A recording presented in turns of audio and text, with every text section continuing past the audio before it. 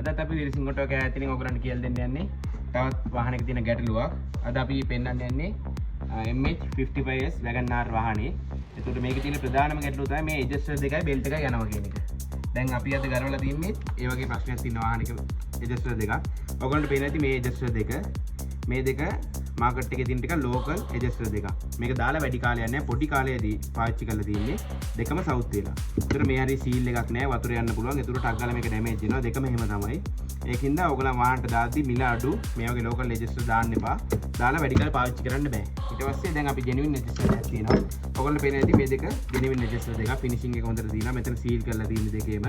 මේ දෙකේ පොඩ්ඩක් මිල වැඩි. හැබැයි පාවිච්චි කරන්න පුළුවන් කාලය මයිලේජ් එක වැඩි. ඒ වගේම මේ බෙල්ට් එකත් ජෙනුයින් බෙල්ට් එකක්. මේ වගේ බෙල්ට් එකක් මේ බෙල්ට් එක පාවිච්චි කරන්න පුළුවන් ගොඩක් කාලය වැඩි. මේ වගේ සෙට් එකක් දාගත්තොත් ඔයගොල්ලන් කොහෙද දුර ගමනක් යද්දී ඔයගොල්ලන්ගේ වාහනේ බ්‍රේක් ඩවුන් වෙන්න තියෙන ප්‍රතිශතය ගොඩක් අඩුයි.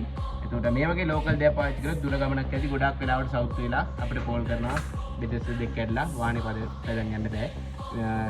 චාර්ජ් වෙන්නේ නැහැ එහෙම කියලා. ඒකින්ද හැම වෙලාවෙම තමන්ගේ වාහනට මිල වැඩි වුණත් මේ වගේ ජෙනුයින් බඩු පාවිච්චි කරන්න පුරුදු වෙන්න.